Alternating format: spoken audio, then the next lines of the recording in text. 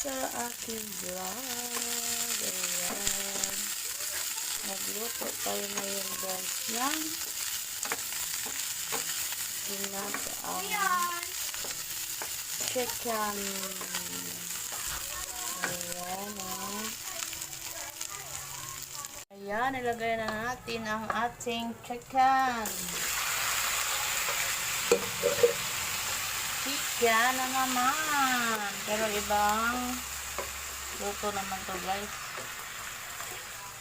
Lagyan natin ng gata. Sili. May sili dito, mahaba. At bawang, luya, sibuyas. May paminta tayong lalagay dito.